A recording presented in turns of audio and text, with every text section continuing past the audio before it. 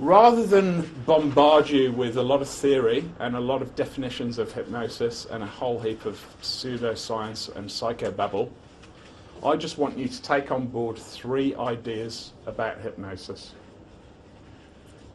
The first idea that I'd like you to take on board, because I think it's quite helpful to think of it this way, is that hypnosis is the third party. There is a hypnotist, there is a subject, and then there is this thing, this entity called hypnosis. Now, this contradicts some of what I've said before about hypnosis being an inbuilt state and something that we're all capable of going into. But just for the purpose of today, I want you to see that hypnosis as being a very separate thing. Okay? There is, of course, when we're talking about entertainment hypnosis, and predominantly that's what we're talking about today, yes, you will learn a fantastic party trick. And yes, it's going to be excellent for you to fundraise, definitely. But also, guys, it is going to give you a lot more sort of motivation and action in your clinic and give you something new, you know, a new tool. But when we're talking about entertainment hypnosis, there is this other party there, and they're called the spectators or the audience. Now, in street hypnosis, believe me, it's more fun if you've got people watching. Today, you are my spectators. When we're doing street hypnosis, the rest of us will be your spectator when you're doing street hypnosis. Don't look so scared.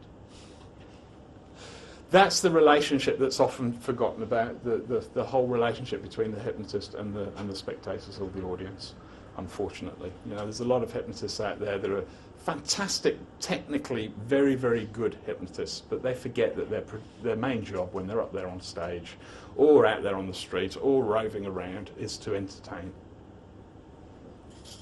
The second idea that I want you to take on board is this ripples on a pond thing. Yes, I have blogged about this and you might have seen it. A hypnotist demonstrates intent and a subject demonstrates expectancy. Okay, so I will use the board and tell me if my writing's too messy. Do you remember physics classes where you had the ripple tanks and you put point sources to make ripples? Well, if you put 2 point sources next to each other, where they meet, there's this convergence. And I'm sorry, I can't remember quite how it worked, but I think it went a bit like that, didn't it? You know, where they can converge, it caused another wave. Well, think of this as being the hypnotist, this as being the subject.